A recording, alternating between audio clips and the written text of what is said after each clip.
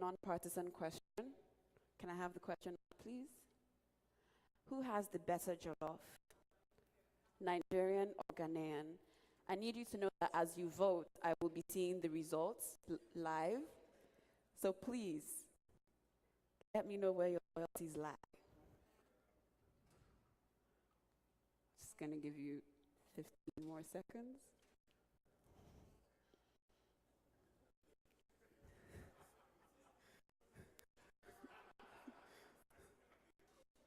Are we done voting? We have 43 people that have voted. Okay, so we're going to say that this is the final answer, we think, representative of this room. And what do I think the answer is? Yeah, I'm sorry. I'm sorry, you guys. This was just to wake everybody up. The results that we see for the next few questions will be the answers, but I just wanted to be sure that everyone was awake. Okay, so now on to more serious questions. My next question, please. How much funding has, dude, how much funding has the fintech ecosystem? Your vote.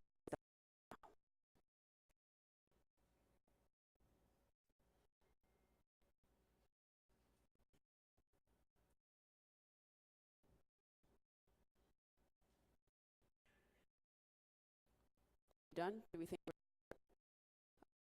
when we get to when we get to 50 people? If you're joining from the team, you can also participate in this and vote. Thank you. Okay, we've gone to 50. So our answer right now is between 200 and 300 million dollars. What is the correct answer? You were right.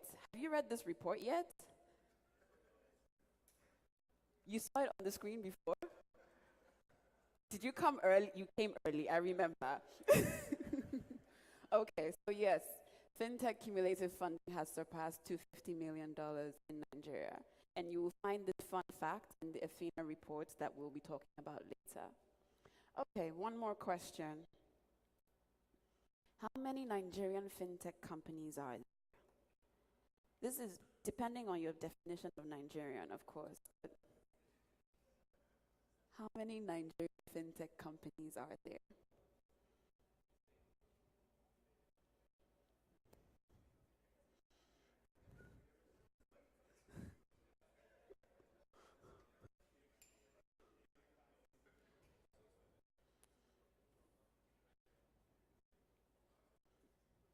Okay, so right now we think as a collective, we're all in together. As a collective, we think there are between 200 and 250 Nigerian fintech companies. What is the answer, please? Where's my answer?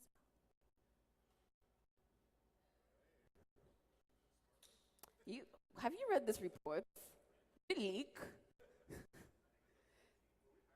Were we hacked? So yes, between 210 and 250. And this is across payments, infrastructure, retail trading. Okay, so now we know Slido works, yes? We're convinced that it works. So as we go into our reports, we're going to have you guys put in your questions. So while you're listening to the report presentations, you type in your question in Slido. The questions will come here, and when we're done with both presentations from the CBN and from Athena, then we'll have a Q&A session that will take care of all your questions. So we're not going around to pass a microphone. If your questions aren't here, then I don't know, send us a tweet and we'll answer the questions, I guess. So I am going to call on the head of digital finance services for Bank of Nigeria, in Amber, to give a report and his presentation. Thank you, sir.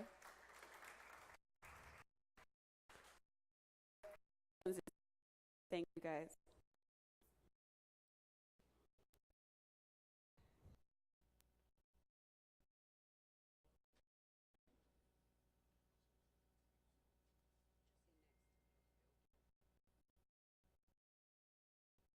Uh, I'm about two inclusion and it's several people access to financial services. That translates to about 36.6 million, like we hear later from Efina. In Nigeria, from the year 2012, we had a commitment to reduce the number of the financially excluded people. Thank you very much. All right. We had a plan to reduce the number or to increase the number of the financially included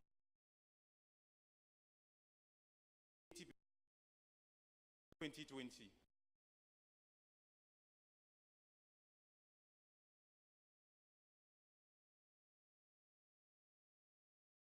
The biggest issue is when we're designing this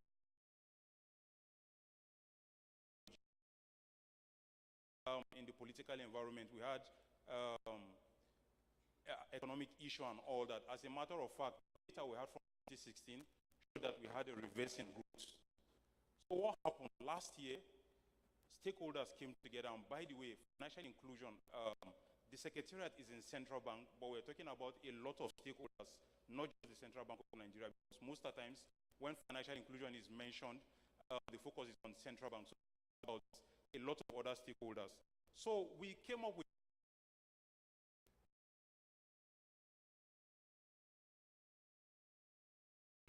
and do our objective. This strategy basically is in principal approach. First of all, we're going to provide an regulatory environment, and second, we're going to provide policies that allow stakeholders to play to their strength, facilitate collaboration. So that was launched last year. The entire focus of the revised innovation and is about digital financial services. That is why we're here. We believe digital financial services, she mentioned earlier, and Fintech hold the promise to help us achieve that objective. Just go ahead from there. So while we are at that, Nigeria is a part of the Alliance for Financial Inclusion. Is a global body of about 109 countries. We sat down together last year, September, and we told ourselves that the issues of financial inclusion globally, we know that fintechs hold the promise of addressing the issues of financial inclusion. But the problem is we need an approach, country-based approach, on how to leverage fintech to address financial inclusion. So last year, September, thank you very much. You can just last year, September, we came up with what is called the social accord. How social accord is just basically how do we adopt fintech to drive the objective of financial inclusion. Apart from the big target of driving financial inclusion to 80% in 2020, we asked ourselves in Nigeria, when we say financial inclusion, how do we approach this? What are the segments? Because most of the times when we mention financial inclusion, our eyes are only at the base of the pyramid. Of course, we're bulk of the financially excluded side. So what we did is we looked at data. What is it saying in Nigeria? What does financial inclusion mean in Nigeria?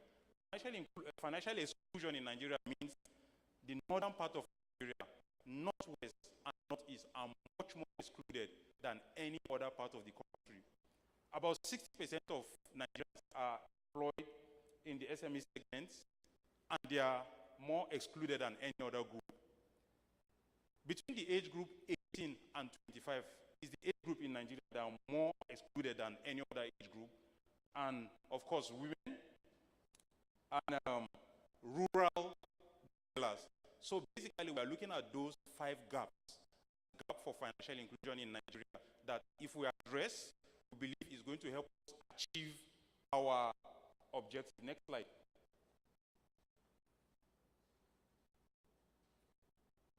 Right. Basically, I spoke about the strategy strategy earlier, if you look at this, these are basically the building block of the revised financial inclusion strategy. And innovation and digital financial services is really driving this. So we're telling ourselves to achieve this objective, we're not going to go the traditional means, we're going to go through innovation and digital financial services. And the first response of central bank to this particular regulation is to publish a guideline for payment service bank for the first time, opening the financial services space to allow non-traditional players to provide financial services. So basically, why am I here? I know we're Fintech sitting in this room. In the bid to come up with an approach of how Fintech will address financial inclusion, we've decided we're going to discuss with the Fintech ecosystem, we're going to meet with the operators, and sit separately as regulators, understand what enabling policies will help Fintechs play better. And regulators will sit down and ask themselves, how do we adjust to this so that to provide an enabling environment for Fintech to play better? So, ladies and gentlemen, why I'm here is I'm here to get feedback from you. What do you want the regulators to do? When I say regulators, it's not just Central Bank of Nigeria, it's capital market regulator, the insurance regulator, because the financial services space is bigger than us. We'll have a roundtable next month with the regulators to basically sit down, discuss, and see improvement we can bring in order to make enabling policies that will make Fintech better address the need for financial inclusion. At the end of this particular event, of course, there are a lot of things here, but I'll get your contacts, and I would like to hear from you. What are the things that are hindering Fintechs from approaching these gaps that we see to address financial inclusion? Thank you very much.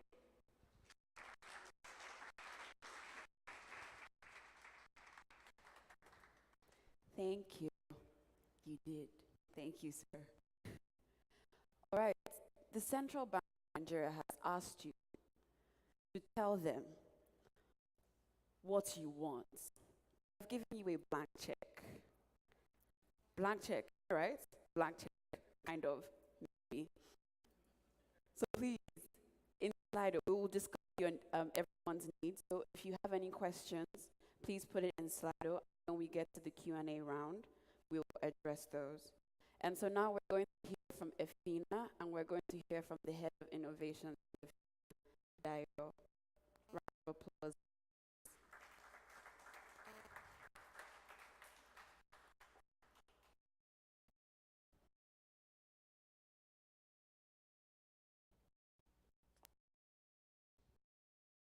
Good morning, everyone.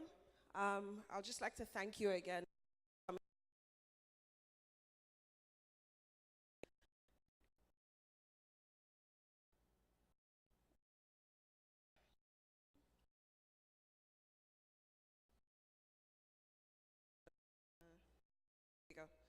Okay, so just to give you a very, very quick background, what we did was when we were thinking as Efina last year about creating this FinTech Challenge Grant, we also commissioned a survey report about FinTech in Nigeria, looking at it through a global lens.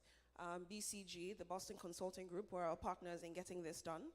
And what I'm about to present to you is a synopsis of the findings of this particular report. Now, just as the executive summary, like I said, we looked at the FinTech for first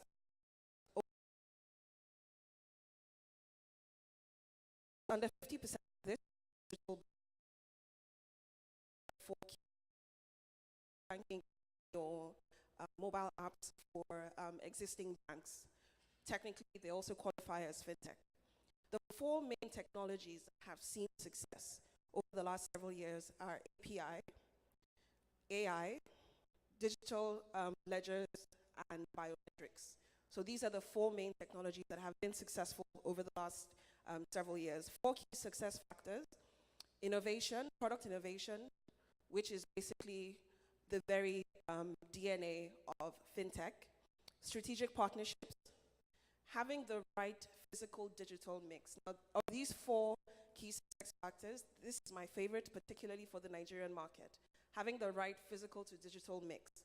Because we know, especially when we're talking about financial inclusion, you still have to reach the customers where they are. And where they are, for the most part, is not necessarily on smartphones, it's not on laptops, it's not on iPads. There still has to be some sort of physical interaction between the financial technology business and the customer they are trying to reach. Also using technology to bridge the infrastructure and other issues that we have in Nigeria. So that's particularly important. And also lowering barriers to service. And this has a lot to do with regulation and with the general economic environments that these fintechs are operating in, which is what Stephen spoke about earlier today. Actually, just a few minutes ago, not that much earlier. So the Nigerian fintech ecosystem comprises of 210 to fintechs. Saw in the Slido presentation that was done earlier. There are 3 key stakeholders, 4 enablers, and funding partners who have invested circa $250 million in fintech since 2014. Now, I just want to give $250 million might sound like a lot of money, but it actually isn't. And there's still quite a bit of a funding gap for fintechs in Nigeria, and organizations like Athena are looking to stand in that gap and help spur our financial inclusion big bang. So the main trends have been an increase in lending and savings players, which I'm sure is obvious to everyone in this room. There's a lot around micro lending and micro saving that's going on in Nigeria right now. Partnerships, so banks have largely opened up their APIs to financial technology companies to help their service delivery. Telco competition and more innovation. Again, we're seeing more innovation. The telcos are really about to step into this space in a big way in the coming months. The gaps, like I said, are around funding, regulation, information, strategic partnerships, and corporate governance. And funding is first, which is why I gave the context that $250 million might sound like a lot of money, but if you juxtapose that against the $100 billion that's been spent worldwide, you can see that that's a small fraction.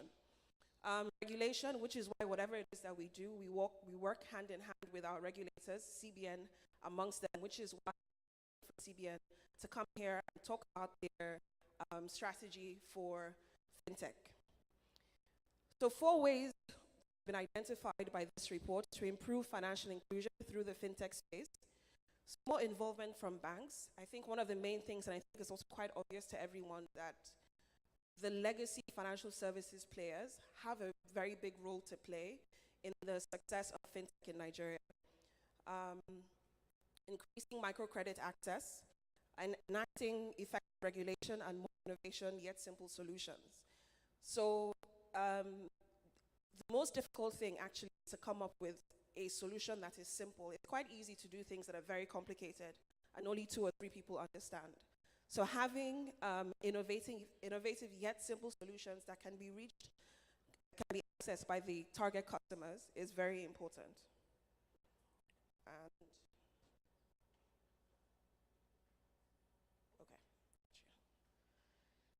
okay. So I've spent a lot of time on the executive summary. I'm just going to zip through the rest of the slide. Basically, just repeats a lot of the stuff that we saw in the executive summary. Again, 4 key takeaways. The fintech space, the amount of funding that we've had across the globe, falls under 4 key segments and 9 key clusters, which we'll talk about a bit more later. 4 key technologies, which I've discussed, around API, AI, distributed ledgers, and biometrics. And 4 key success factors around innovation, partnerships, the physical-digital mix, and lower barriers to service. So this just graphically represents the cross-section between 4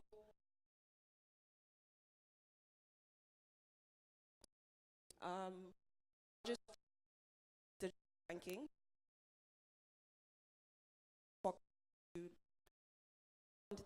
the technology business. Most technological sector is artificial intelligence, which again is also quite intuitive because artificial intelligence removes the need for too much human interaction and can therefore spread the services far and wide more efficiently. Most relevant segments for financial inclusion are digital banking and technology segments, distributed ledgers, APIs, and biometrics. So total funding, we saw a bit of a dip in 2017, but that picked up in 2018 globally, and this is also evidenced by the state of financial services globally and the state of the global economy.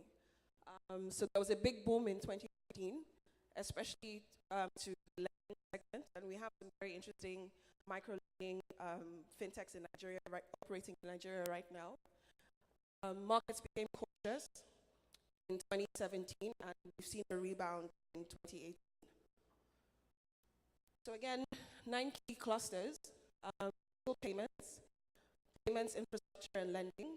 I'm not going to talk through this too much, but it just gives a lot more detail on what we've talked about earlier. But the main thing is looking at the 4 main segments, which are digital banking, corporate and SME payments, insurtech, and digital wealth management. Now, this is a global view looking across the world. There's also an intersection with relevant technologies, which also crosses with the 4 main technologies we spoke about earlier. Right, so the 4 main technologies, most of the firms are in DLT, that's distributed ledger technology, AI, APIs, and biometrics, again, taking a global view. There are some examples, some global examples, use cases of companies globally. And there are companies like Circle in DLT, there's IRC in AI, and APIs and biometrics. So we took a look at some global case studies. And these case studies basically reveal some key success factors that we can now pull into a local Nigeria context. So looking in Mexico, so look at Azusa, they say, they partner with local companies for easy funding of e-wallets. And again, that's taking the technology to the actual customers. And this is also around what we're saying around how partnerships work. To be able to push fintech forward. Another example that I like is with Paytm. So they offer robust financial services for the unbanked. And it's basically taking, and they're an Indian company, it's basically taking all the banking services into the mobile phones of the unbanked. That's another good use case for us to look at. This just repeats success factors.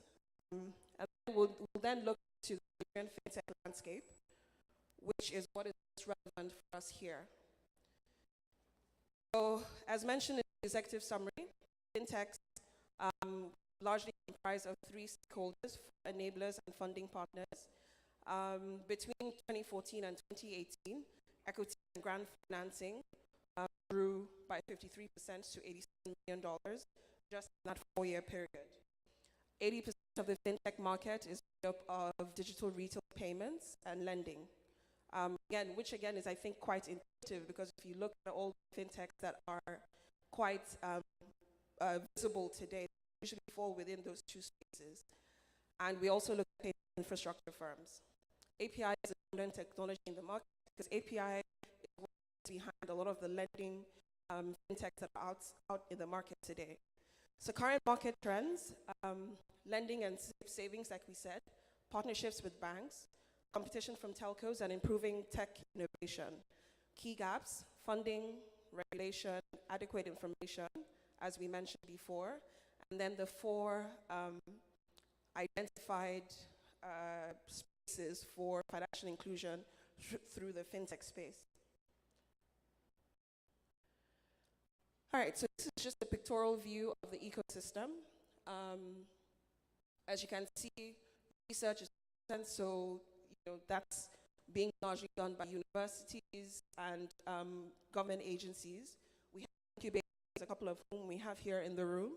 We have banks, we have consumers, and then we have technology. Technology is what all of it sits on, and this is all powered by investors.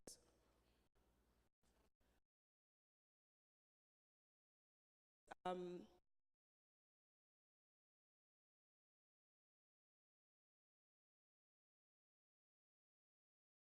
2014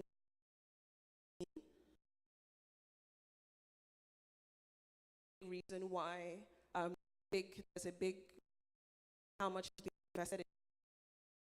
Increasing smartphone penetration is another, and the surge in e-commerce activity.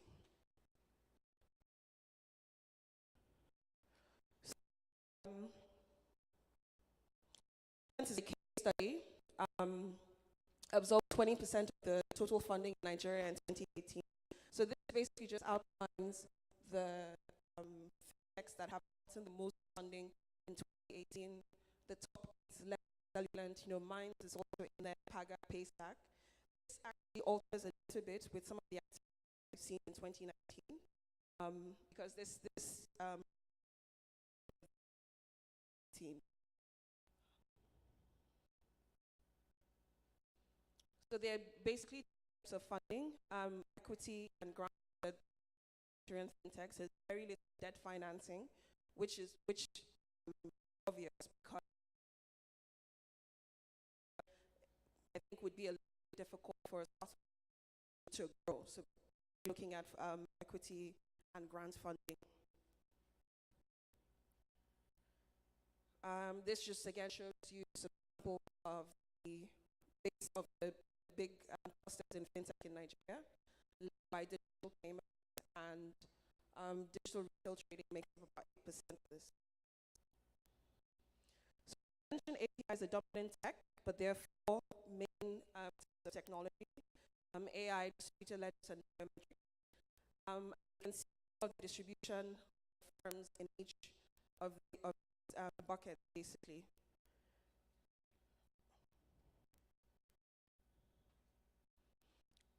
So there are three types of accelerators. So there are independent accelerators that are run by some VCs and other companies like Microtraction, an example of this. There are corporate accelerators, so quite a few of the banks have instituted corporate accelerators as part of their fintech strategy. And there are entrepreneur hubs like CC Hub and others as well who also help accelerate that. And this gives you an example of some of the alumni fintechs that have come out of these different types of accelerators. And I'm sure a few of these names will be quite familiar to you. So there's one of the big things that came out of this presentation was the need for more universities to have training centers. A lot of the guys and ladies who are part of the new fintech space today are very young, fresh out of university. A few of them are self-taught. So I think one of the things that will really push fintech forward in Nigeria is to have more training centers in universities, more training centers even outside universities. Some people have tried to into that space. People like Adela, like MEST, that are dedicated to training programs and other type of technology professionals.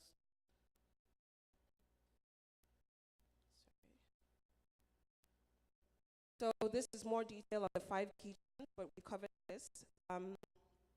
So again, this is actually where I'm going to end. So there are 6 key limitations.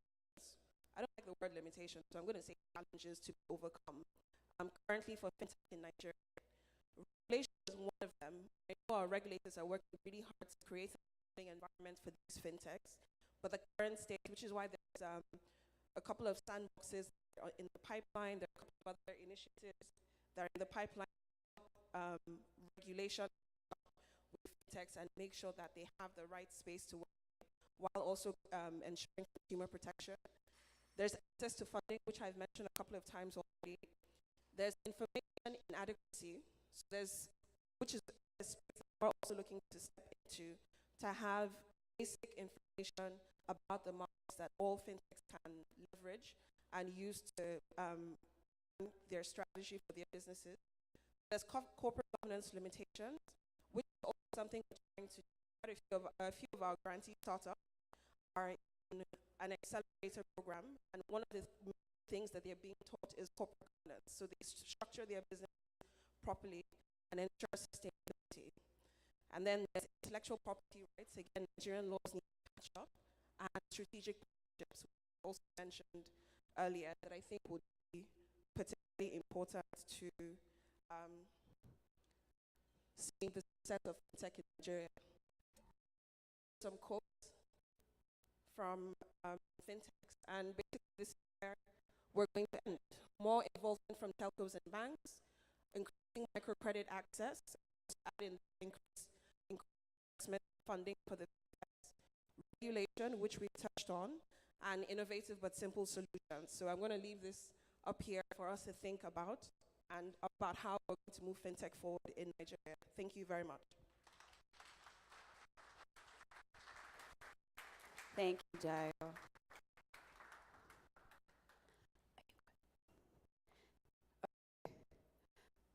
So we've heard from the regulators and we've heard from investors, and we're supposed to be having our Q&A. So while this is being set up, so we saw from Dayo's presentation some limitations. We also saw, where's Stephen? We saw some of the things that FinTech said they did.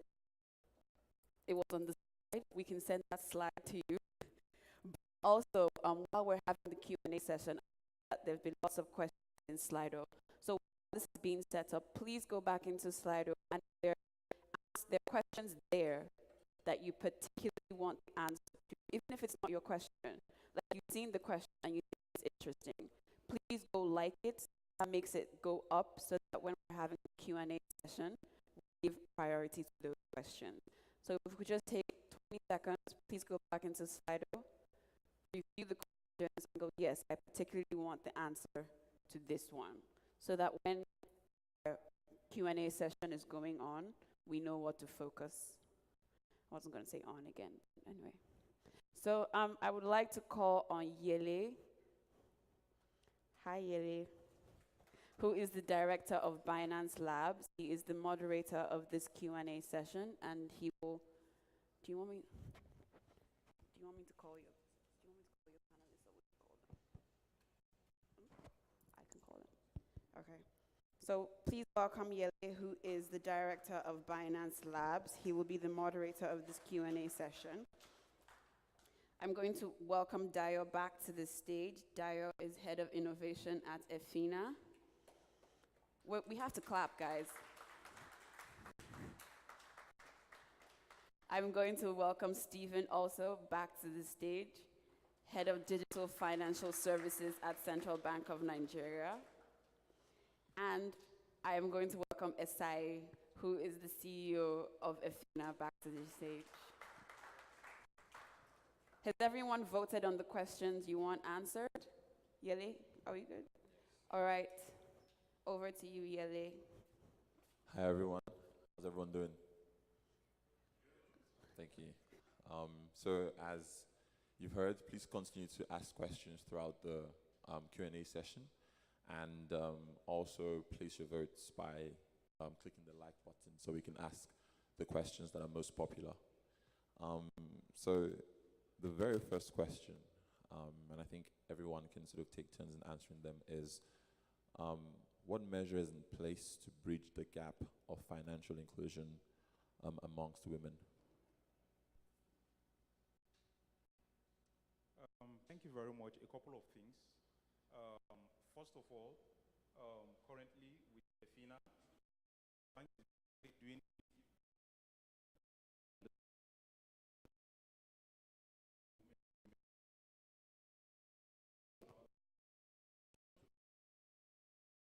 that one challenge for women access to credit.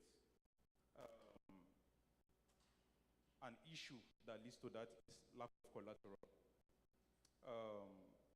Just a couple of years ago, the bank instituted a movable collateral registry to enable the registration of movable collateral assets. So women can basically register their shrinkage, for instance, to enable them access micro loans. So just initiatives like that and a lot more.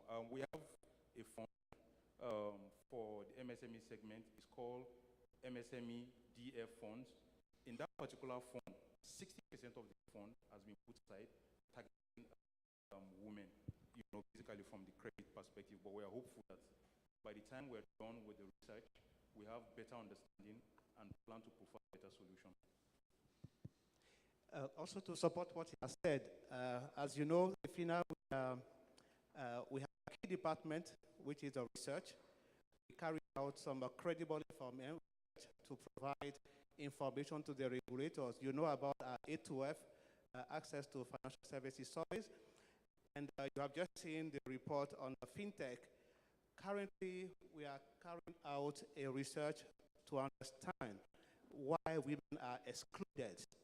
And once we know the reasons, we go back to CBN, our partner, to give them some of the recommendations in order to come up with some policies to allow some service providers bring about solutions to get the women included in the financial ecosystem.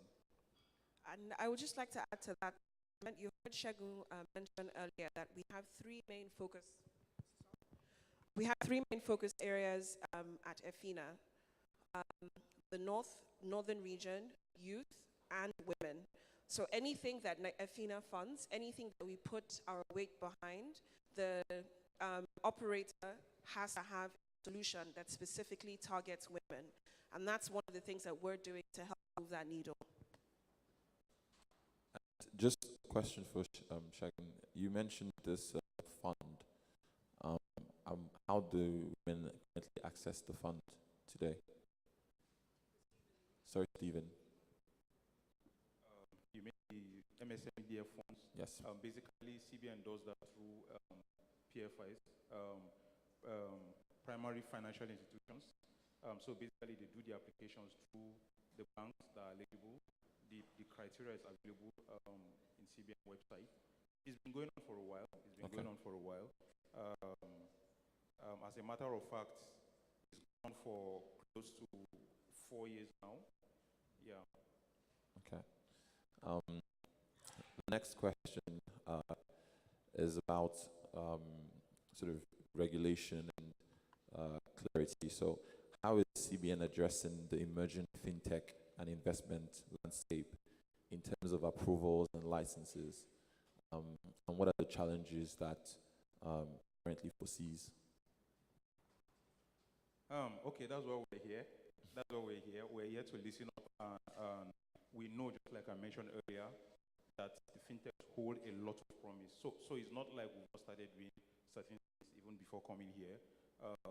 Over the past couple of years, we've worked with some partners on a RegTech sandbox for CBN.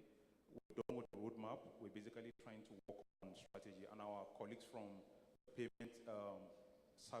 payment system management department. And interestingly, the first time in the history of the bank, a department has been created, and part of their function mentions fintech. We didn't have that in the Central Bank of Nigeria. I think this is huge, just to show our focus on fintech. And currently, we're basically looking at our licensing categories and see if we could come up with suitable categories for fintech, because we basically have traditional licensing categories: PSSP, PTSP, IMTO, you know. That's a lot of acronyms. They know. So basically, we're looking at categories that they are more suited for fintech. You know, something interesting happened last year when the payment service bank license went out. We got a lot of calls from fintech. Our intention is basically let us open the space, and part of the eligibility, the criteria for accessing it or for issuing of license, we said fintech can also apply. You know, in what we showed, that was the first time it was explicitly mentioned. But again, the requirement is 5 billion, so we had a lot of cries from fintech. So we're basically here to listen and do better. So we're doing a couple of things. We want to do better because we know fintech holds the promise to address financial inclusion gap. Okay. So, John, Yes, I want just to add a few things. As a FINA, we are also trying to help the ecosystem. So what we did was to send to CBN some of the recommendations and to help them formulate some policies and regulation. One is on the sandbox. We want a sandbox in Nigeria. Another is on the open banking, to have a standardized API so that we can quickly develop new services. And it's also going to help the banks, because the reason why banks are not ready to collaborate is because of the risk.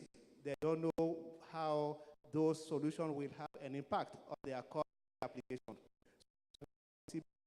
And make for regulation to help the fintech ecosystem. Sure, go ahead. Quickly about investment. This is a lot of investment in the Nigerian economy. We had focus on the central bank committee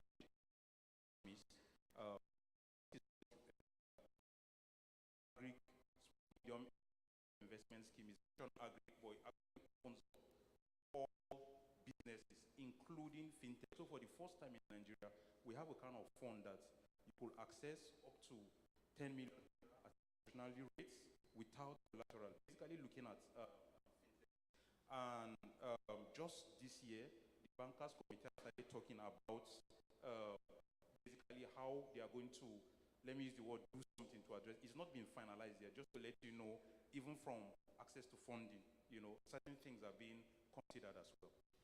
So this question is not on the slide, and it's a personal question, but is the CBN open to directly collaborating with, let's say, stakeholders from the fintech or startup ecosystem directly? And is there any sort of open forum that allows this conversation to happen, whether informally or formally? So as opposed to, some intermediary representing us, is there like a way for us to have a direct collaboration with the CBN? All right, thank you very much. I don't know if it's formally or informally, but we do engage fintechs almost on a daily basis. Almost on a daily basis, we sit down with fintech and with them. And just like I mentioned during my presentation, what we're trying to do is we're basically trying to engage the fintech directly. We're planning for, basically, before we sit as regulators, we want to listen to fintech so that we'll come up with a consolidated approach within regulators. So yes, we've been discussing with fintechs, and we're also working with EFINA, engaged with fintech. At the end of it is about providing an enabling policy environment. One of the core principles of the financial inclusion strategy basically says, let's provide an enabling environment so that everyone that can add value to what we're trying to drive will play. And of course, the fintech ecosystem is key. Okay. And Dio, we have a question specifically for you. The question is, micro lending platforms are great. When will fintech community tackle mortgages so many of us can live the Nigerian dream? I saw this question on the list. I want to be diplomatic about this. If what we're our primary now is financial inclusion and financial deepening, I think there are quite a few things to tackle before getting to mortgages.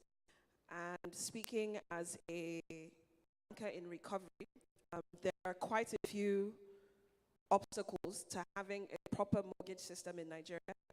And it's everything from extremely high inflation rates, which then consequently gives high interest rates, everything from the registration of properties. So the documentation you have to bring to prove ownership of a property is quite draconian, and a lot of the state governments, a lot of the properties that you see around actually don't have that kind of documentation. So there's quite a few things, everything from the speed of documentation, the speed of registering ownership of a property, to high interest rates from banks, to the very structure of mortgages. I mean, in other parts of the world, you see 30-year mortgages, which is why monthly payments are quite affordable.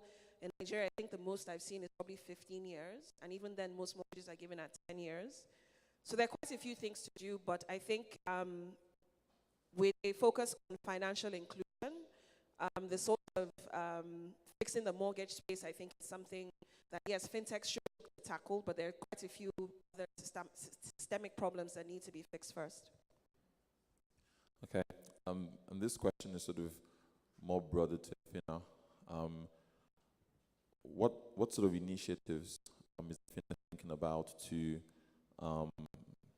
sort of kickstart more entrepreneurs solving specific problems that FINA has identified? So when we look at the report, there are a couple of key challenges that the report highlights. But sometimes entrepreneurs may not be looking or solving some of those challenges. So for instance, with our fund Microtraction, we look to invest sort of businesses that solve for financial inclusion. What we keep seeing is a lot of the products or startups are solving problems that city dwellers are facing, right? So the hardcore problems, trying to drive financial inclusion in part of the country. I think it was 8% of people known as the hard problems. I'm just thinking, how can if incentivize to go after those problems? That's our strategy by developing the challenge form. We set up our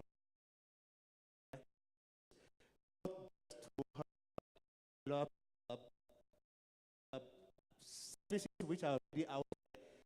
This is why we have decided to give the grant to the banks, because our innovation grant was given to product. This time around, we said, let's go to start up, those who have ideas, let's see the issues they have and let's address them. The reason why we are deciding to work with them is because they cannot get any funding from other service providers. So we have identified the issues. This is why also many of the fintechs or our grantees are going to focus on the youth, focus on the women, and also focus in the northern part of the country where we have challenges to address basic financial needs. Let's address that first. Once we achieve financial inclusions, then we will add other services to deepen the fintech ecosystem, health issues, agribusiness, and so on. But we think that let's first meet financial target by 2020. Do you have any? No, I think, yes, so the questions that you asked were the specific things that we're solving for with this FinTech Challenge Fund, as I had said. Filters that we used to pick the right proposals and fund the right fintechs specifically addressed. This isn't a case of, how do you make Yele be able to order pizza from London in his house, right? It's basically how those who are currently financially excluded, how do you move them, how do you provide them with specifically for had a lot of interesting ideas, interesting proposals to other people, specifically because what we consider, I won't say of is that's what we're trying to do with this, and that has always been the goal of FINA Innovation Fund. And, this is sort of like a question. Frequency of this RFP will be the next one. It's sort of like a one. It'll be good to sort of get some insight into that. It's not one-off. It's not a one-off. Let's put it that way. Hopefully. No, it's hopefully not one-off. But there's no sort of like timeline on the next one. Very soon. Okay. Okay. And okay, so this is sort of like another sort of broad question. With poor infrastructure and internet network penetration, how will fintech deliver effective and cost-efficient services to customers at an affordable price? From 8 to F, it was surprising to see that 80% of adults in Nigeria have or own a mobile phone. So we believe that all the solutions fintech will come about should play around mobile technology. We have our 4 telcos. If you look at today, the penetration of mobile phone in the telco industry is amazing.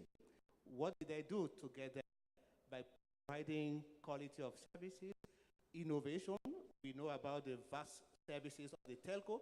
So it's about bringing new solution around mobile phone for the financial technology. So we have already an existing enabling environment.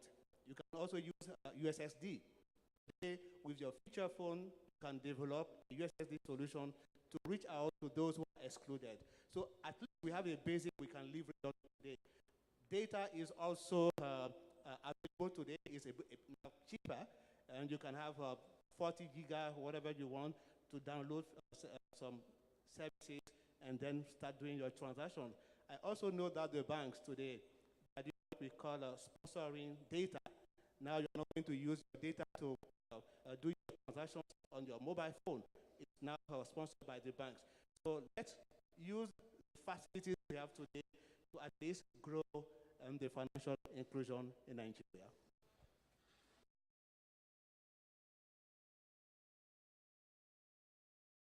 Network penetration is actually a huge challenge. Stakeholders driving CBA. People are playing all, so local work. So the financial inclusion of 80%. So regulating the industry and we also have a target, for penetration, thing, even electrification, so they are coming in challenge. They also have plans, to get power to a lot of these areas. Folks responsible for a national identity card, of course, that's a very key concern as well. Together with NIPS, they have plans to roll out. So you can see, we're not just saying provide financial services. Even other people that provide rails are also part of this conversation. And they have specific plans on how to get there. So we acknowledge the challenge, but stakeholders are working to ensure that we're not just saying fintech provide. We're also working on what to enable fintechs to serve that particular segment of it. Got it. And how far are we from, or how close are we rather to the target that has been set for 2020? Do we have any indication on what that looks like? So final measures for us last year, we're at 63.2. Measurement will be by 2020. So fingers crossed, we'll see. That's what we're sweating and what we can. And it'll be good to hear this from all of the panel, but how do each of you define financial inclusion? For some people, it's sort of have a bank account, but I'm curious as to how we define financial inclusion. Every room here has financial inclusion is. Of course, if you have a bank account, you are included one. If you have also a mobile money wallet, you are also have a microfinance account included. If I use a kind of traditional savings group included. What in segments, I just using just cash, keeping your money at home to save because there's no banks close to your house. So financial inclusion for us is for those who are using a bank, micro insurance, mobile money, pension, micro insurance, or any traditional saving group. Let me just quickly add, first, financial inclusion is about access. It is about your range of products, payments, savings, credit, insurance, pensions. It is about meeting the need of the customer. It is about affordability, So it really resonates with us when we talk about a lot of innovations you see. It's basically addressing the need of people that are already banked. So Efina's data says, for instance, mobile money penetration is 3.3. The 3% basically covers people that already have access to financial, and we get to see a lot of demos of initiatives. But at the end of the day, to be an alternate means of access for people that already have access. So for us, it's access, range of product, need, and affordability. What they said. Okay, so this is sort of a more, I guess, directed at the CBN. How willing is the CBN to take a sandbox approach to allow firms to innovate and pilot first, and then regulating commercially successful products after? Good question, by the way.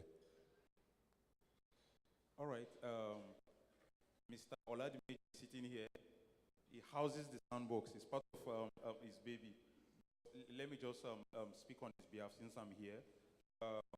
Again, since 2017, we actually sat down with a partner to work a roadmap. We know the importance of sandbox, and we know the importance of test and learn approach. We know this is fast-paced, and we, even as regulators, we really need to do things in this space. We are aware this brings value. We are aware of the risks. So we have a roadmap. We're working on a sandbox strategy, basically to open a window for fintechs to come in. You know, so it's something we're already working on. Got it. Sorry. How soon? He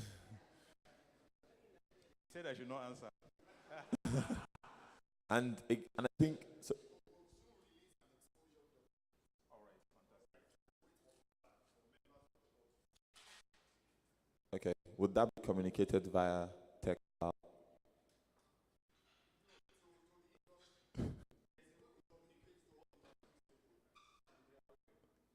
Okay. So let me crave your indulgence because we've had this challenge, even with the payment service bank framework. You put this exposure draft out there, you don't get feedback. When it goes out, that's when the routing goes out, that's when you start getting feedback. So I'll crave your indulgence. As the exposure draft goes there for fintech, we expect to get feedback and we'll really work on whatever you say. So this is sort of like why it's very important to have this conversation. I will take it upon myself to work with you so that when this document is out, work with companies to push the pretty much the ecosystem is all want to be able to feedback like you know, in inclusive regulation support the industry. So I think it's super exciting to understand in the works, and definitely you get a lot of the community. I think we have one question, then we have to round up. I'm going to try to pick one that is really, really strong. Okay. This question is for me. And what will be, and this is for everyone on the panel, what will be your advice and feedback to the tech community and ecosystem stakeholders around sort of addressing financial inclusion or working with FA CBN? I'll start. So mine is really short. My main advice would be to learn as much as possible. The very definition of blue ocean strategy, addressing, at least one of the definitions, is addressing a market that's currently being addressed. So while financial inclusion is a responsible, economically responsible thing to do for us to do as Nigerians, it also gives you a market as a business. Fintech, you're running a business. It also gives you a market to address that almost nobody else is addressing, and therefore it gives you the biggest opportunity for success. So innovating around how to reach the people, rather than going for the easy people to reach, which would be through the opportunity to grow and scale your business very quickly and increase the number of customers and scale your number of customers very quickly as well. And fail fast, fail forward. So if you have an idea, you keep sort of continuous testing and iteration. And this is also how we grow our fintech space, and we also grow the number of financials included in Nigeria. Thank you very much. I would say basically customers, end users. Innovation is fantastic. You can be caught up in the realm of coming up with incredible things, and you stand the risk of taking your eyes off the person that is meant for. I think it is very important for fintech to really, really understand. That's why we say when you ask what financial inclusion meant for us, we mention need. All what we mention revolve around the person that we're designing and trying to design this product for. So focus on the customers. That's the meeting point between the innovators and regulators. If we both put our eyes on the customers, then it will be easy for regulators to come up with enabling policies. It will be easy for innovators to come up with solutions that will really address real-life problems. So eyes on the customers. I would say that we have a 100 million population in Nigeria. And from NIP's report on BVN, close to 35 million unique BVN. What does it mean? We have 65 million people who are not in the banking system. Rather than developing solutions to address the same customers, why not bring in new solutions to get those 65 million who are excluded? Look at today, all of us, we are using Uber, Airbnb, others. They focus on innovations to address new needs. The people who are out there, the 65 million, they have need, they have cash, they want also to be included. Let your new solutions, your fintech solutions, address people who are there. And the market is available from the profit standpoint. Those people, they are ready to pay for the service. They don't want to go to the bank branch. They don't want to travel to do banking services. It's up to you now to develop the right solutions and get them included. And I can tell you, you will succeed. Thank you very much. That brings it into the... Just one here. We have some working group. We money for agency banking. I think if you look at the working group of tech, we will call the fintech community and CPN to if that will give you of what you.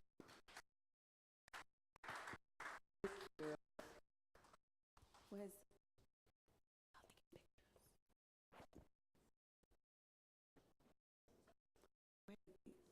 I think that after the picture. Thank you very much. I'm very excited. No, I didn't put you on the spot, Stephen. I'm very sorry. I'm very sorry. You spoke about a fund that is available on the CBN website that can be easily accessible. I just want everyone to be clear about that. I'm so sorry. It's my nature. I don't do this all the time. It's okay. It's okay. So last year, April, I said, CBN and the Bankers Committee came up with a fund, Yes. basically looking at credit. As you might have been aware, access to credit in Nigeria is very low, about 3% for SMEs. So basically, the fund is out there. It covers all forms of businesses, Fantastic. existing businesses, and new business. The requirements are simple. Register your business, go through an EDI, an entrepreneurship development institute training, then apply for the loan based on assessments and the viability of the business. You could access as much as 10 million naira without collateral. I have to have a business. Of course. Okay. So, Registered business. And EDI training happens. There are EDI centers all over the country. There are some in Lagos. There are some It will be on the website. I just want to be sure that it's information that everyone can access. Yes. Thank you very much, Stephen. And thank you for being a good sport. Thank you. I don't do this often. I'm sorry. Okay, so right before we go for a break and stretch our legs and think about all the stuff we've heard today, I just want to say when we come back, we're going to have a by UCADE, and then we're going to have something called lightning rounds. What that means is representatives from the fintech community have 5 minutes to tell us what they're doing at the intersection of financial inclusion and fintech. Now, because I'm generous in the way that I am, I want one person from the audience to give us a 5-minute talk. So this is your chance to tell us what you're doing at the intersection of financial inclusion and fintech. And to pick that person, you're going to put your idea in Slido.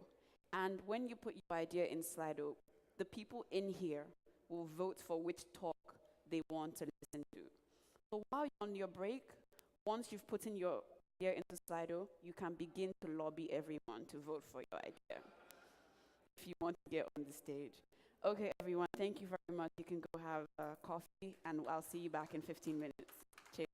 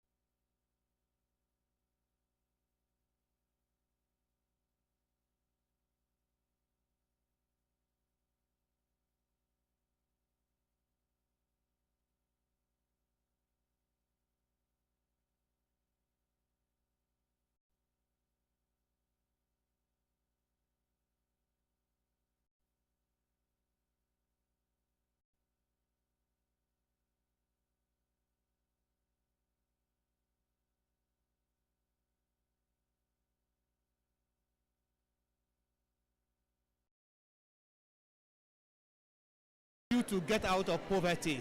If you are able to save money for your children to go to school, it also helps you to reduce poverty. So for our financial inclusion, to summarize, having access to financial services, number one, and number two, to keep using a payment channel rather than using cash to transact. So when you have access to financial services, it will help you to get out of the poverty situation we are currently seeing in our country. All right, thank you so much, sir, for speaking with us. All right.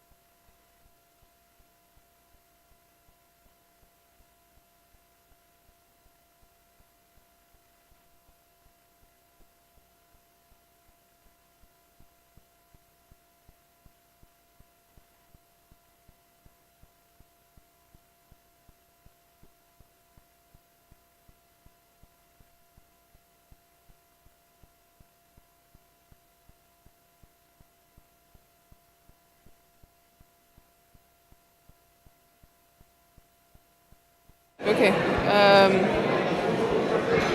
So I'm here with Segun Akarele, who is the EFINA board chairman. How's the program been so far? Very well, thank you. Very, very enjoyable, very productive.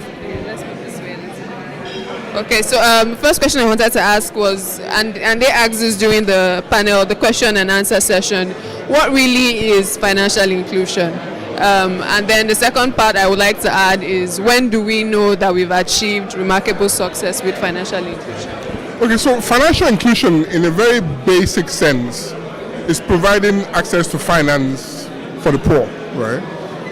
Essentially what you're saying is that you're trying to get financial services to those who we call the excluded, which are the poor people. And financial services are things like the payment systems, credit, savings, insurance. So in this very basic sense, that's what it means. Okay, so when they've all been included in this fold, that's when we can say that we've achieved remarkable success with financial inclusion? Is that what you're saying? Well, so there are different aspects to it. So there is the inclusion part, and there's the deepening part, right? So it's one thing to be included. It's one thing to have access to, for instance, an ATM, right? It's another thing to know how to use that service in a way in which it's going to bring about, financial improvement and prosperity. The end result really is about bringing prosperity to the people. Okay. So the second question I wanted to ask was relating to what the CBN representative said about the Fintech sandbox. I want to know what your thoughts and what your hopes are about what will come out of that particular project. Well, we're very hopeful. The regulatory sandbox plays a very important role in encouraging and supporting innovation. So one of the biggest issues with innovation is the risk factor, right? So you don't really know what is going to happen. So what the regulatory sandbox does is that it allows you to be able to live test a product so you can assess the risks and deal with it. So we're very hopeful that, sooner rather than later, we can come up, the CBN will set up the sandbox. Thank you so much, sir. Thank you.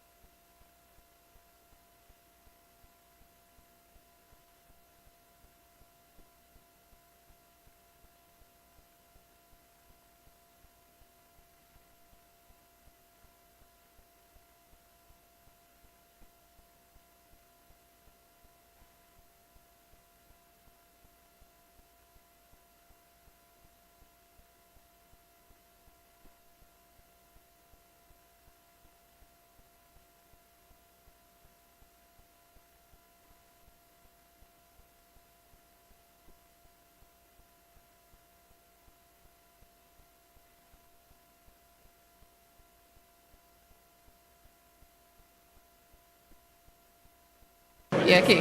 My name is Salami. Salami. So what do you do? I run a company called Ribi, Okay. that's RIBY. We provide sort of a platform that helps cooperatives and trade groups and communities access financial services. So how's the program been so far for you?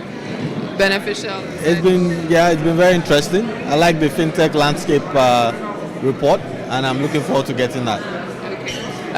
So one question. I know that you're in the fintech space, and the CBN representative did really stress on the fact that regulators are so eager to talk to the fintech, stakeholders about regulations and policies that will guide the ecosystem. So, if you were with him right now and have a conversation in that regard, what would be the one area that you want them to make solid footprint commitments, in terms of policy formation to guide the sector?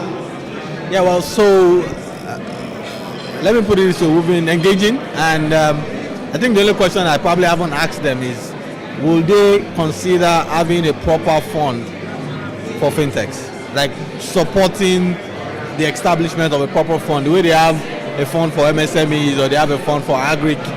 Would they consider supporting a financing scenario that helps fintech achieve some of the goals they want to achieve? That's pretty much. Oh, okay. And I asked it on the platform as well already. Was it answered? Because I know he mentioned. You didn't get to it actually. He did mention something about a fund on the website. Or not anything specific to fintechs or financial inclusion, or just ensuring financial stability for people, and that's sort of where we are interested. Last question is, for you, what would a remarkable success in achieving financial inclusion really look like? I have a very unpopular definition, or a different type of definition for financial inclusion. Everybody says financial inclusion is access to financial services. I think that financial inclusion is when everybody has money. So if people are financially stable, then I'd say they are financially included. That's interesting. Thank you.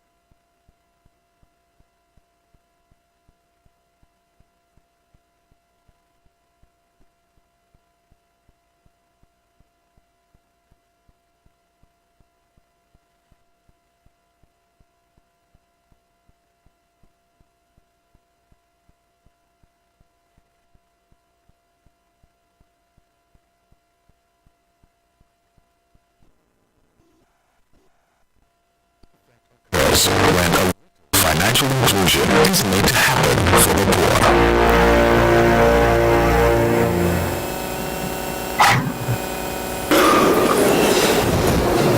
Okay.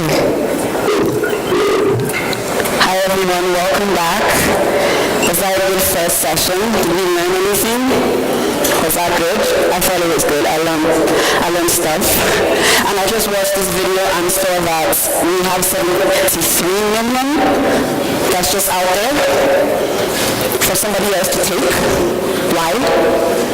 So again, the CBN has a fund that can help you start your business so you can get the 73 million into the formal system.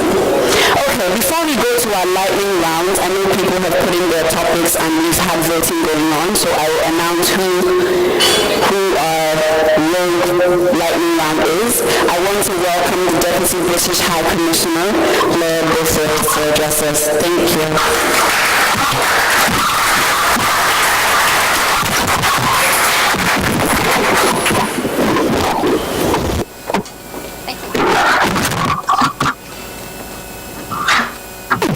Good morning, everyone. Good morning, Fintech champions of Nigeria. Thank you so much for having me today. I'm absolutely delighted to be with all of you all this morning. The last time I was at a Fintech event was in December. It was for Fintech Week in Lagos, and I was incredibly energized by the energy of the people in the room that came from across Africa, the sophistication of the sector, the industry, and the cross-fertilization of ideas across countries, people, communities. I thought it was such an inspiring event. And just being in this wonderful space with you today is equally energizing and really exciting for me. So thank you for that. Now, those of you who remember that the British Prime Minister came to visit Nigeria in August. She came at the end of August, and there were a few events organized for her visit. Two in particular that I think are particularly critical for us today. One was on tech, and one was on financial services. The sweet spot, obviously, in fintech.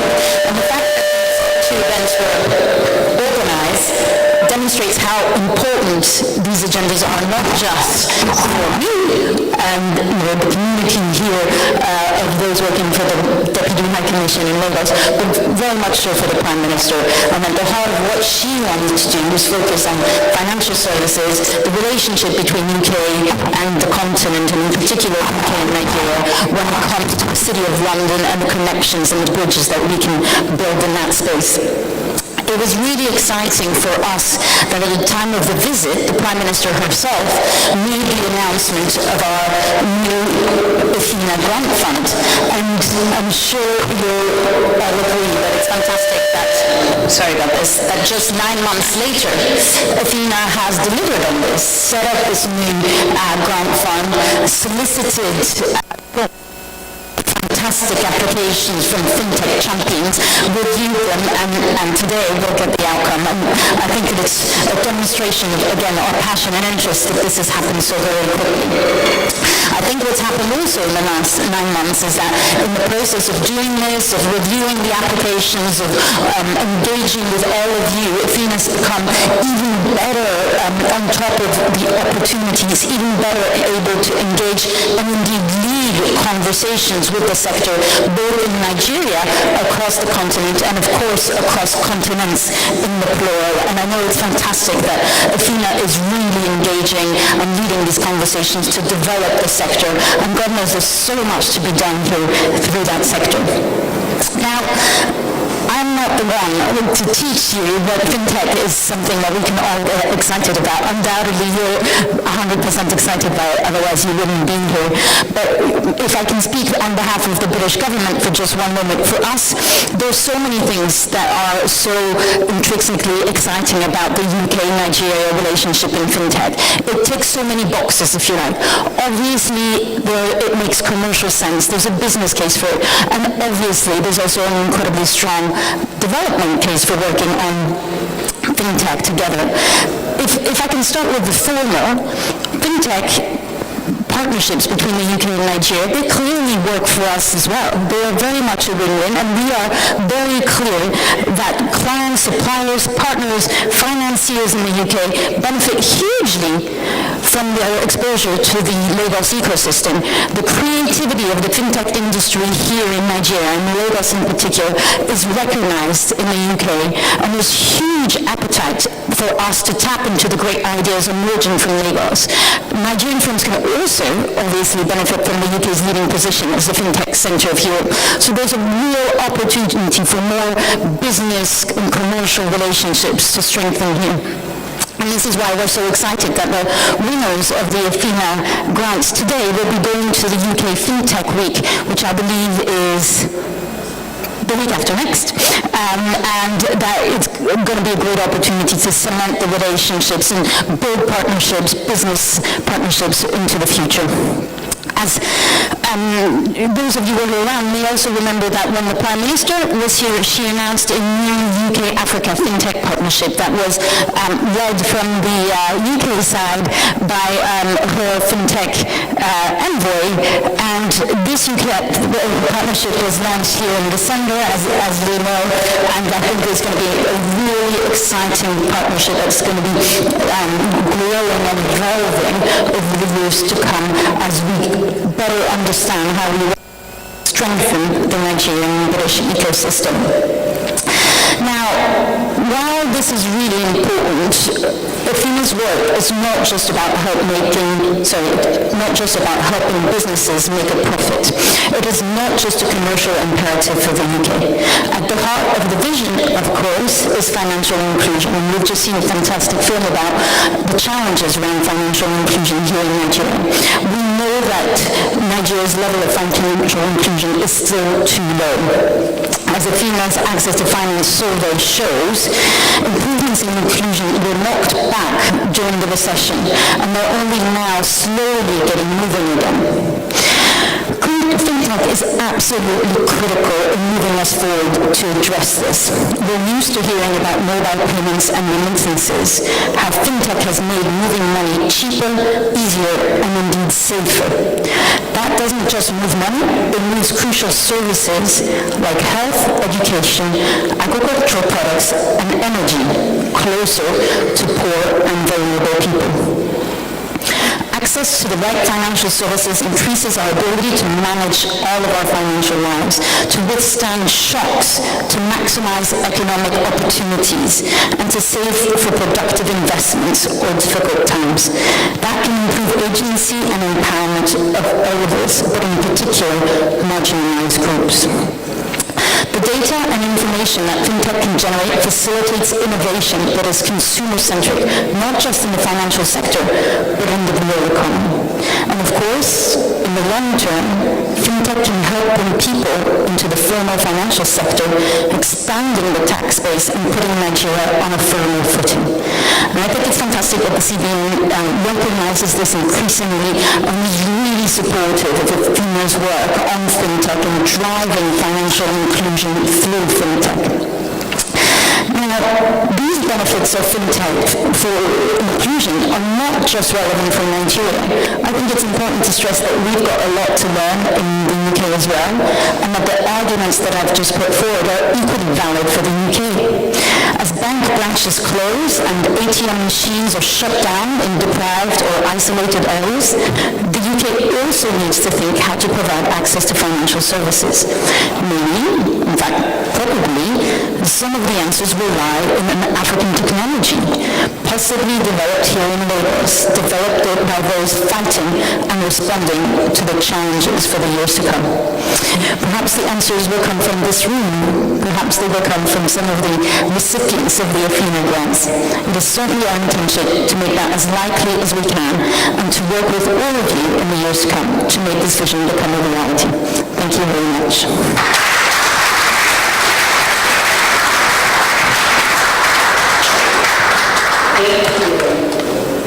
Thank you. So we're going to go to the lightning round, and first off, we're going to have Ehosa, who is the General Managing Partner of Echo VC. He's calling in He's calling in from New York. Are we just leave that when I'm supposed to start. Oh, and also, you can start. They can hear you, but they can't see you. Sounds good. All right, sounds good. Thank you very much. I hope everybody can hear me. Yes, All right, we can hear you. Awesome. So my name is Adosa, and I'm managing partner at Echo VC. We're seed early growth stage technology venture capital firm. We focus on investing in Africa-focused startups. So my theme today is dots and lines, and fundamentally how I see the market and the evolution of financial inclusion is structured in that format. So dots become lines. What are the dots that we're faced with in Nigeria? One, the population. We've got a very large population who's growing very, very quickly. We understand now that on average 26,000 births occur in Nigeria every day. Based on the current growth rate, we should be the third or fourth largest population in the next 30 years. That is a very significant problem as well as a very significant opportunity. Secondly, network reach. We talk a lot about the digitization of economies. We talk a lot about the power of the mobile phone. We talk a lot about the power of mobile networks. But I bet we do know that according to our internal estimates, 35 million Nigerians are actually not on any mobile networks today. Now that is in contrary to the 114 odd million internet subscribers. Every time you do those numbers, they're probably about half of that. So there is network exclusion. Before we start talking about financial inclusion, we have to talk about network exclusion. And there's a very significant number of adult Nigerians who are still not in these networks, and that's a problem. We now go to the next dot, banking reach.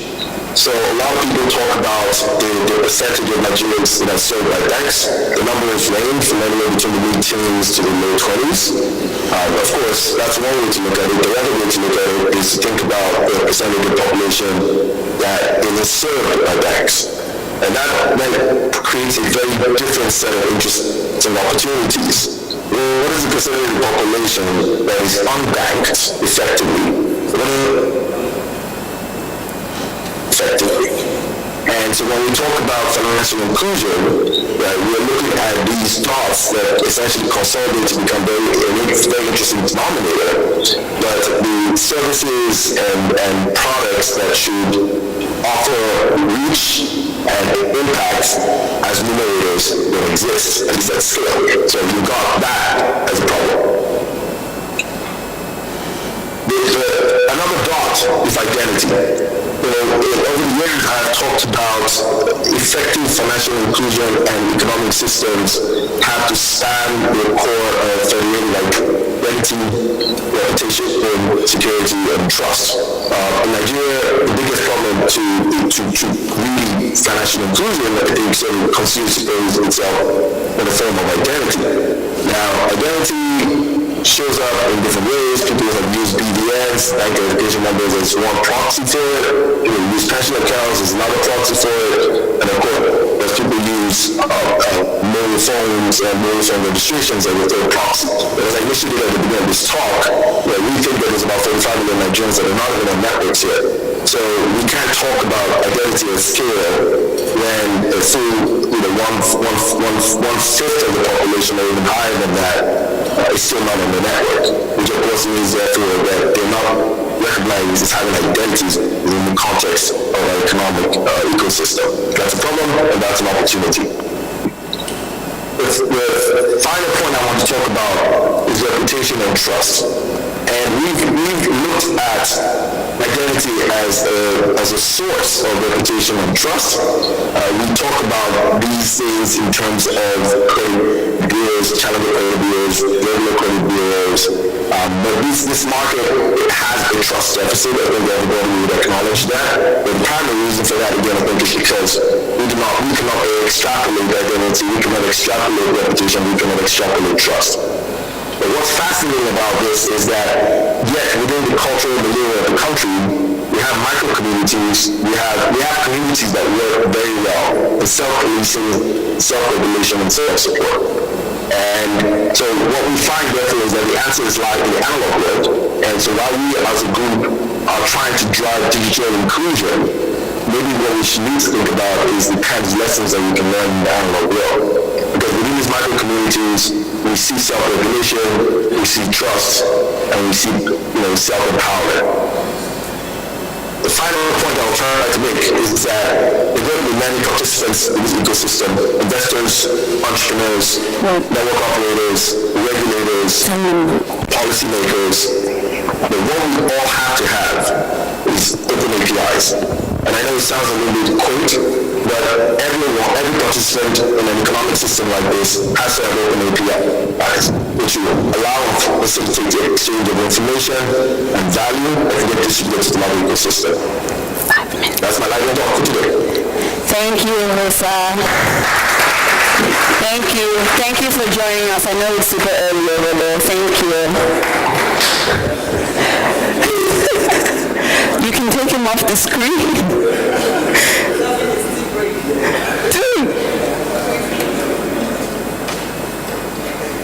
Okay. Thank you, Musa. Bye. Okay, our next lightning, I hope that was interesting and we learned stuff from it. Our next lightning round is from Adia Soho, who is the MD and VP Commercial of Mines. Please give her a round of applause.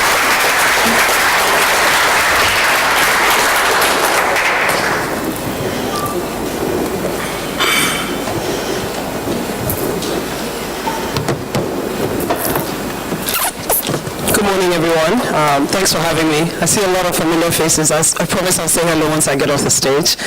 I'll do a quick intro on Mines for those that haven't met us.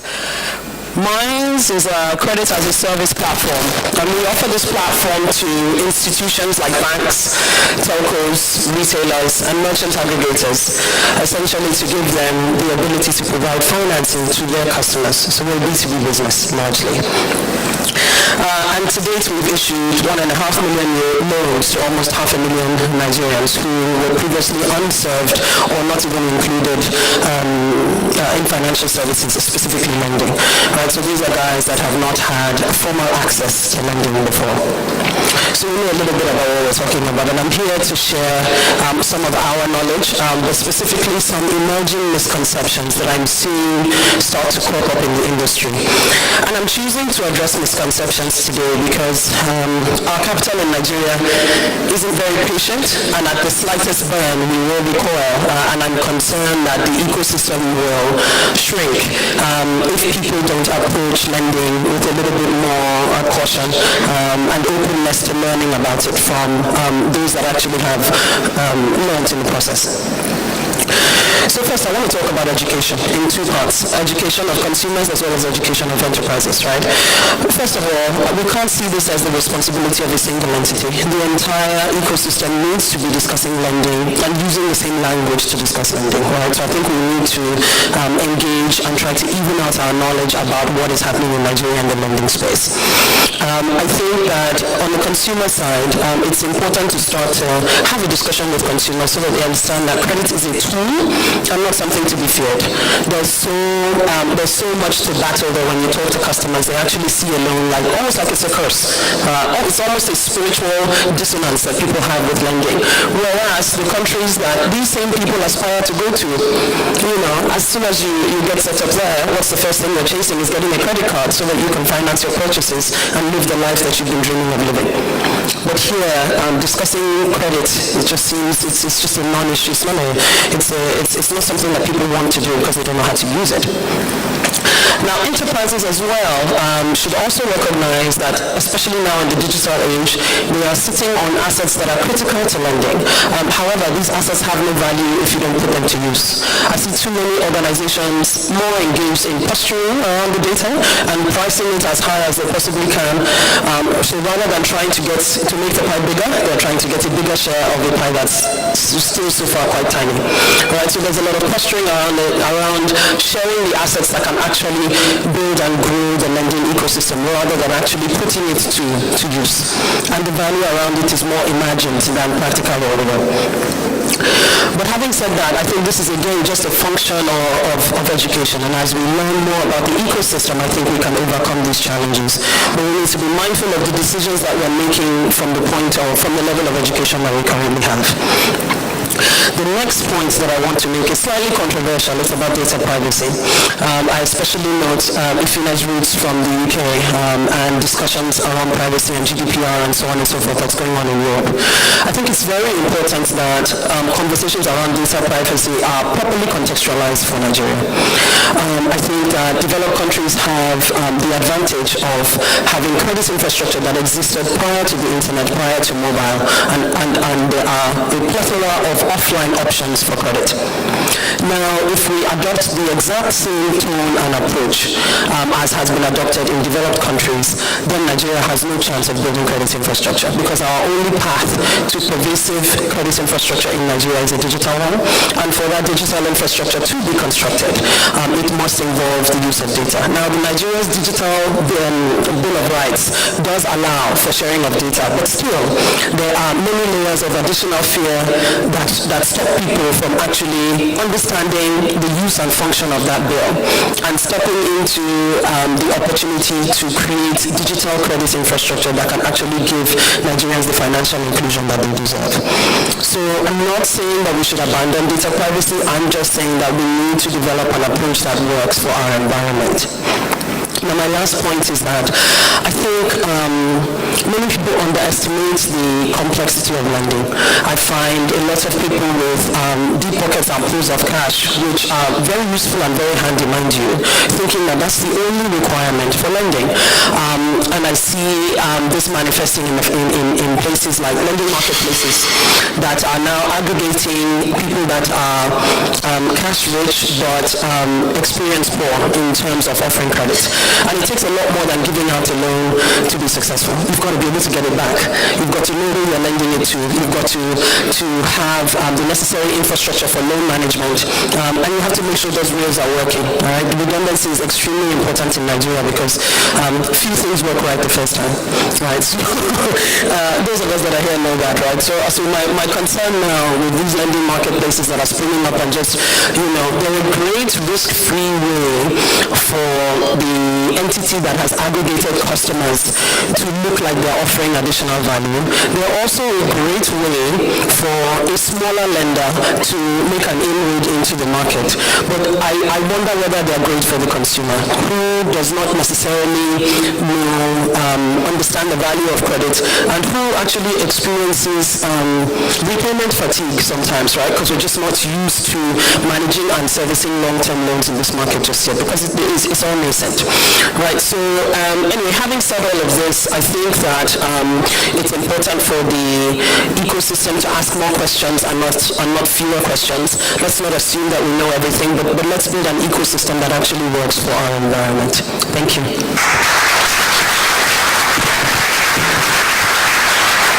Thank you, Adia. Hello? Thank you, Adia.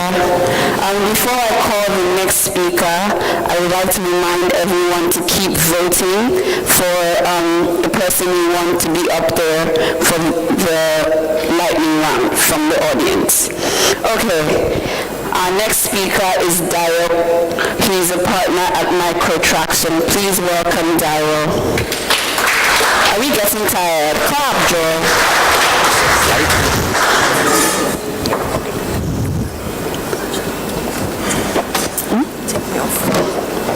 Hello everyone. Can you hear me? Awesome.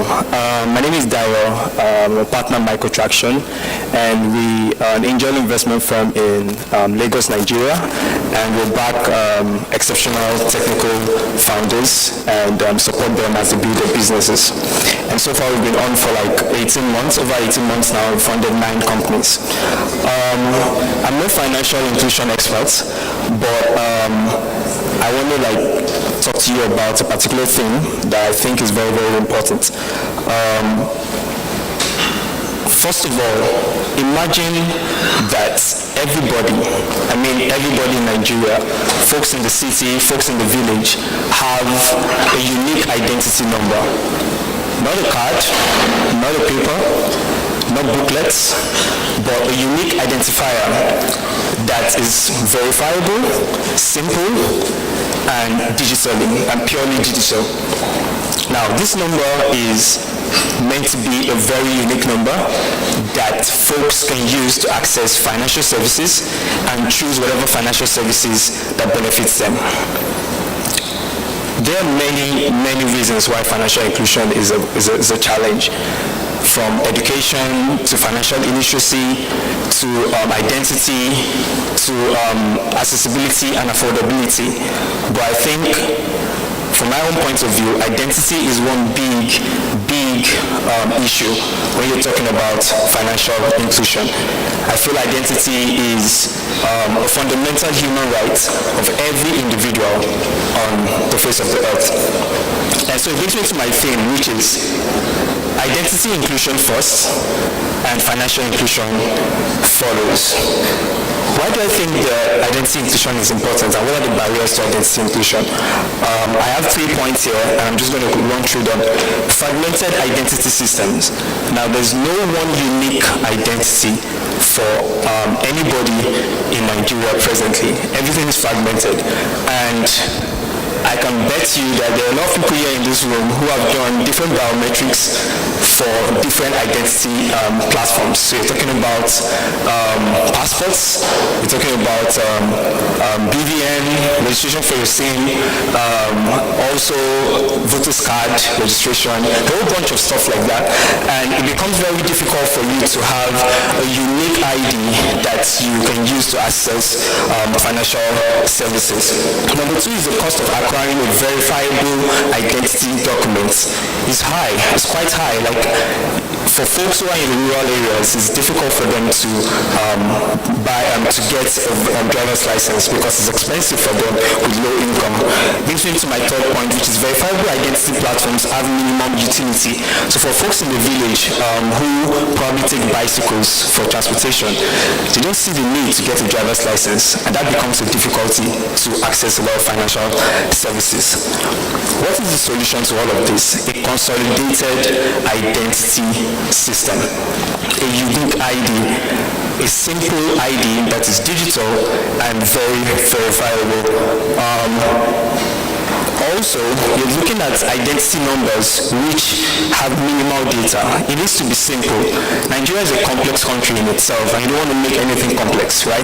You want to make it simple, your name, your data, your name, your bio, gender, address, phone number, and photo biometrics. It needs to be inclusive, and that means you don't have to think about whether this is male, female, transgender.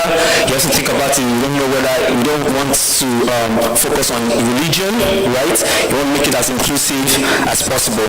And also, this unique identity number has to have zero knowledge, right?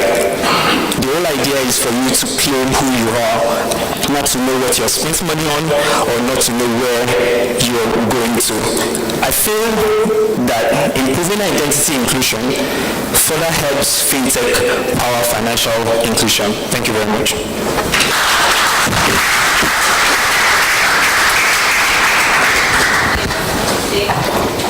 Thank you, Daryl. And to build on this, we're going to have Yele come up and do his lightning round. Please welcome Yele to the stage.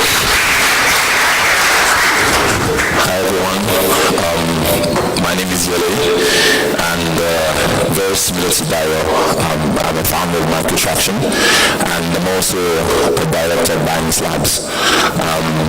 Binance Labs is the virtual or venture arm of Binance, which is the world's largest cryptocurrency exchange. Today I want to talk about this idea of borderless open credit. And I think there seems to be a recurring theme between all of the speakers here today, right? Focusing on identity and credit. And my own sort of talk is also very similar. My mission in life is how do we accelerate Africa's transition to a sustainable and developed economy by leveraging innovation, technology, and policy. And one of the things that I've learned over the last couple of years is that you cannot have economic development without access to affordable credit. The problem in Africa today lies because you have banks that have deposits, but they don't have the infrastructure and the technology to make credit affordable. And this is a pain point because when you think about the future of the continent and the future of our nation, it's really, really holding us back, right? I tweeted something yesterday, and the perception of the reaction has been quite incredible. That is, only 2% of Nigerians have more than 500,000 naira on their accounts, which is just over $1,000. And people don't have access to credit to use it for productive use cases. Unfortunately, when you look at a lot of sort of even digital lenders today, most of it goes towards non-productive use cases, right? That is the businesses who need capital to expand, to hire, to sort of sustain the cash flows, or the students, the individuals that want to use credit to access sort of learning or acquire skills that would actually move them forward and increase sort of their earning potential, don't have access to these credits. So what does this look like? Imagine for a second that anyone anywhere in the world could give credit or give capital to a student or to a business who requires credit. Why this is so powerful is the essence of what blockchain is about. And so when people sort of first hear about blockchain or cryptocurrency, there's usually sort of like a sense of confusion. That is, what is the core idea that makes blockchain so powerful? And the base idea here is that individuals who don't need to know each other, who don't trust each other, can basically interact, exchange, and coordinate themselves without the need of a central authority or a third party or intermediary. And this is powerful because it means that somebody in London, somebody in the US could potentially send value over the internet, which could be,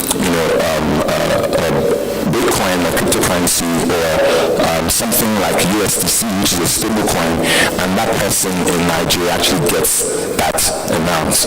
And why this is unique is that today, you can actually take out a loan on the blockchain where the sort of interest rate is 3.5% per annum, right? Compared to a lot of the lenders that are looking at between 15 to sort of 25% a month.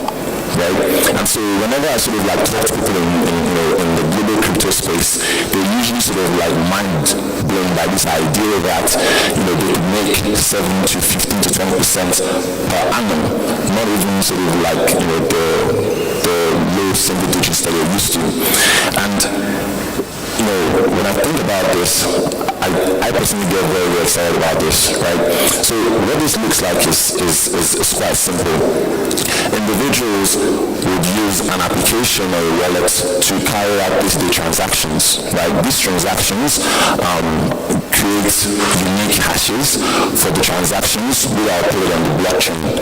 Now, the data from those transactions can be shared on the blockchain without actually revealing the data itself, using something called zero-knowledge proofs. And this solves problems like the GDPR or sort of data sharing problems. And this data can then be aggregated, and you can incentivize data scientists from across the world to sort of underwrite the risk. And using blockchain, individuals anywhere can then send value to people who have shown a timeline or history of paying back their loans in time. And this unlocks sort of a variety of opportunities. Someone who has no digital skill at all, who is earning less than $2 a day, can start doing jobs like data entry, where it's paying $3 to $5 a day. That same person, 2 years later, or maybe 6 months later, can decide, you know what, I want to learn about digital marketing. And all of a sudden, they've gone from earning a couple dollars a day to even earning, let's say $50 to $150 a month. Right? This is powerful because more than 150 50 million Nigerians today earn less than $2 a day, right? And so this is how we as a community can lift ourselves out of poverty and create a future that is a lot more sort of open, and each individual has access to economic opportunity. I hope some of the thoughts, some of the ideas that presented today begins to incentivize people to think about what the future of fintech looks like. Thank you.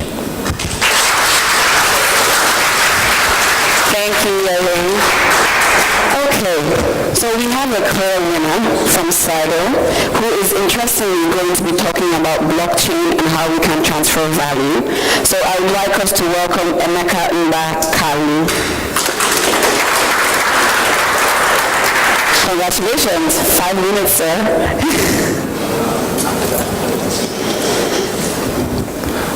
First of all, thank you so much for voting. This is a pleasure. I always joke that I can pitch in my sleep, so I'm happy to be here. So I want to talk about micropayments. I'm sure most people who make transactions day-to-day in Nigeria, when you have to make a transaction below 1,000 naira, you always have to pull out your cash. I think the key thing here is that a lot of the solutions weren't designed for small micropayments like 500 naira, 50 naira, even as low as that. And this is important for financial inclusion because the lowest earners, the people who need access to financial services the most, are people who spend within that amount as well. So if it's only reasonable for people to make digital payments that are above 1,500 naira, for example, then those people almost never make digital payments. A second thing is, if you look at M-Pesa, before 2016, they charge fees for every tier of transaction, and those transactions below $2 were about 1% of their volume. But after they took away the fees for transactions below $2, the percentage of those transactions rose to 11%. So that just means people that were spending that much were not willing to pay any fees. So that's where Karo comes in.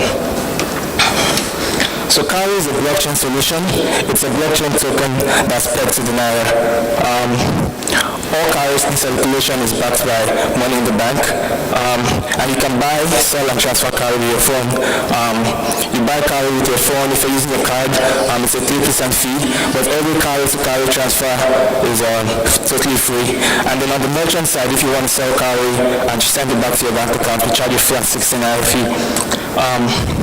You can create an account with just your name and phone number, and the limits, since we're focusing on microtransactions, the limit is 2,000 per transaction and 10,000 per day. We're almost like self-imposing that limit to make sure the ecosystem is safe, because we think what people prioritize the most for these transactions are convenience, affordability, and safety. And for us, it's getting as many people to use Karo as possible. So Karo will be available on as many platforms as possible. Right now, we're doing beta tests for our messenger bots, but eventually we hope Karo will be available on USSD, on the WhatsApp bots, Android app. But this is as quickly as possible how many people can get on Karo and use it very efficiently. Now, what's our target market? A simple way to think about it is our users don't buy groceries in bulk. They're most likely not in this room. They have high income volatility, which means each time they want to eat, they go out and spend 300 naira, 500 naira. And we want to create a solution that's compelling and something they would always think of using before cash. Thank you. 5 minutes is not that long, is it? No, I'm doing my mic. Thank you very much. Thank you. So we're going to have a video now, yes? Yes. Okay. And then I come back up.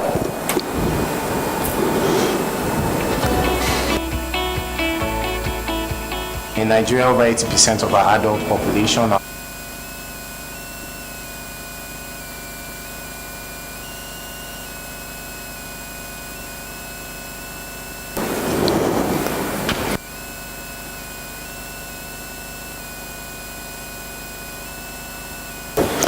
while we're sorting that out, has this been a good session so far? We've learned, I don't know why I keep reiterating the CBN fund, but because I was very excited to hear about it, and I'm happy to hear that there's a specific, are we good? There's a specific unit in the CBN that's focused on fintech. That was also exciting to hear. Athena has a fund, and very soon we'll also meet some of the pioneer people from the Fintech Challenge, and we can celebrate them also.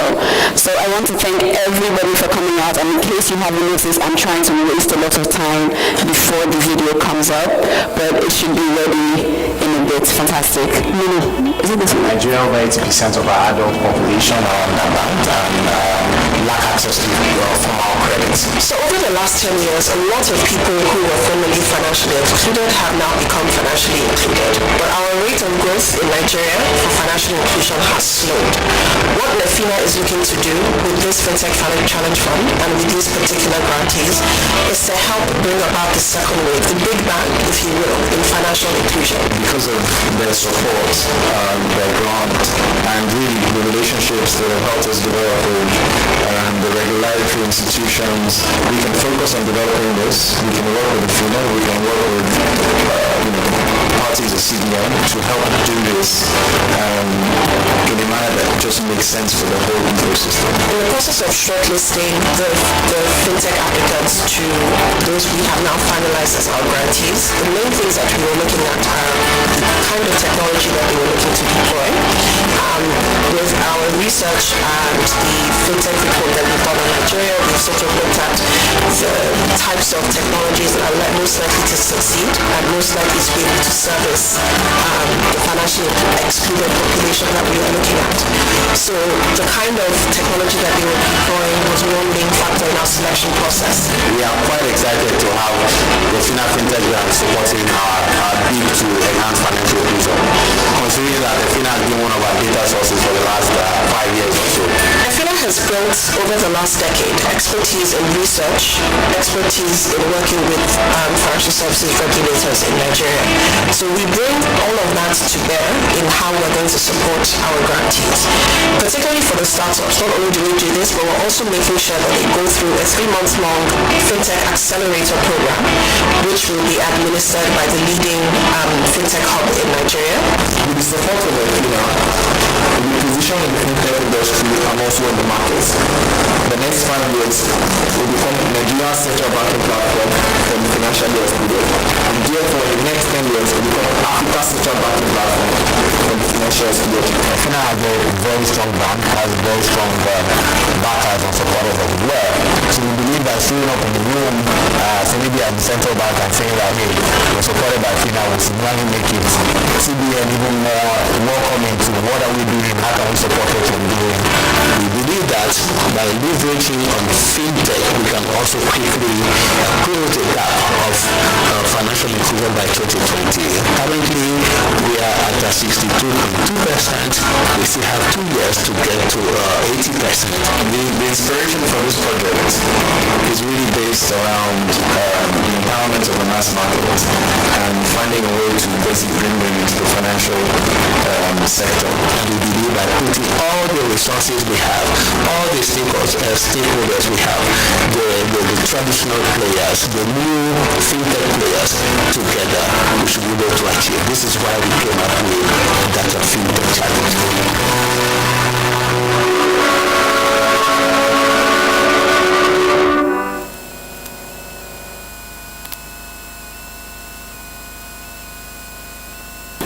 Thank you, Athena. And so we're about to meet, and I think I should go up.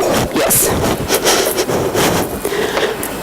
I would like to call Shegu and Laura to please help me congratulate our RFP Challenge winners. We will be playing a video of the winners, and as you hear your name or your company's name, please come up on stage, and Shegu and Laura will congratulate you. Is the video ready? Please welcome the awardees for the Athena Fintech Challenge Fund. First we have Credit uses small and medium merchants as channels at the point of sale to provide credit to low-income earners. Please come up. Has so far signed up 600 merchants across Nigeria. Up next is Extra Mile Africa. Extra Mile Africa is a zero-fee, low-tech, and zero-risk solution that allows individuals or cooperatives to save and invest money digitally in disruptive startups in Africa and get good dividends on their investment. We also have Smart Teller. Smart Teller provides a digital banking solution that helps financial cooperatives financially excluded to operate more efficiently. Next is Capricorn. Capricorn provides digital distribution services through an agent network that is designed to target grassroots consumers in Nigeria through a customized POS called the Maxi Box. We also have Ruby Finance. Ruby Finance provides a banking platform that allows cooperatives to manage their members' savings, automate their internal borrowings, manage their books, and access loans from external lenders like banks. And finally, we have Social Lender. Social Lender is not based on the credit history, but the social reputation, thereby extending access to the industry. Once again, we give you the awardees of the $2 million Athena Fintech Challenge.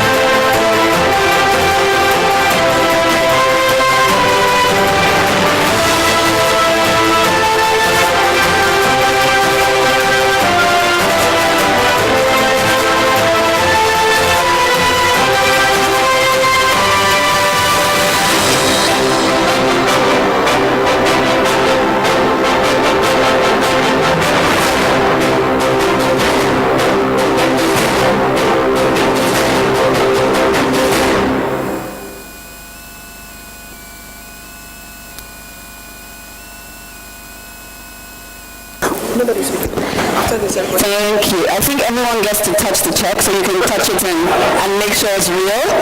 Yes? I see Ruby on that end. You don't need to... I can hear you. Okay, can we have just the CEOs take a picture, please? Just the CEOs of each company. Just the CEOs of each company. Thank you. The board chair and the commissioner.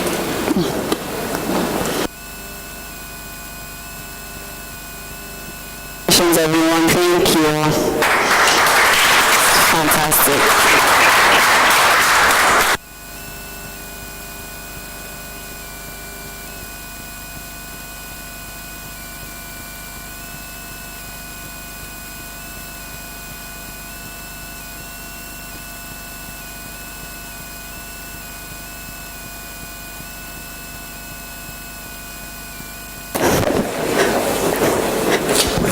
Thank you, and thank you, Shani and Laura. Thank you very much. Hi. Thank you. Very much. So we're at the end of our event, and I would like to call on Richard to give us the vote of thanks. Richard, you guys just have to clap one more time. Please.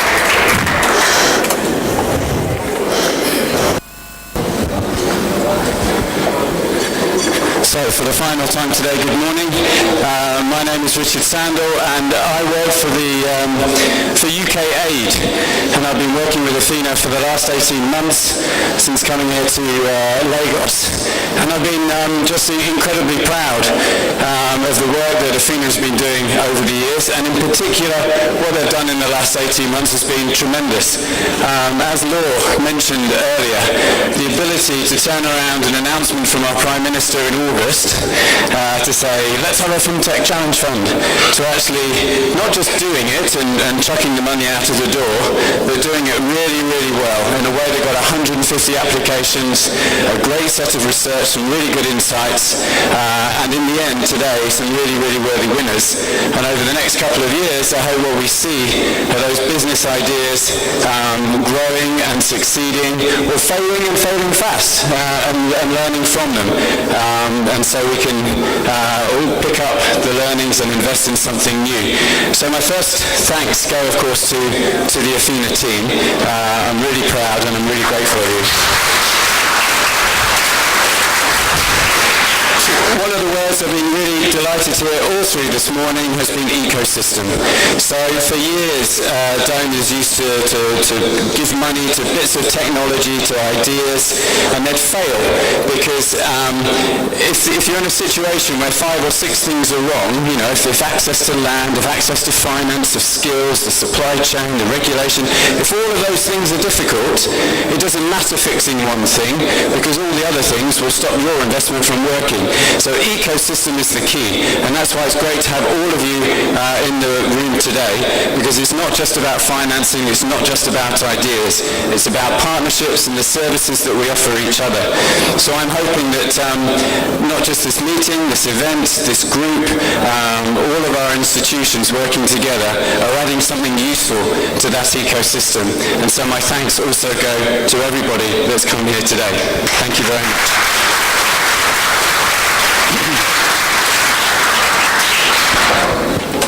Thank you, Richard. So I'm going to say thank you to me for being a fantastic host. Thank you. My name is Chidi and I work with Big Cabal Media. That's it, we're done, and we're going to be taking pictures in the back of the room. The first set of people to take pictures are Laura, Shelley Akere, Shelley Aino, Essay Day, Fumi Adesider, and Richard Sandel, and then we'll figure out the rest from there. If I butchered anybody's name, I am very sorry. It will happen again, but I will be sorry again. And thank you guys for coming. I hope this was informative. Have a good trip back.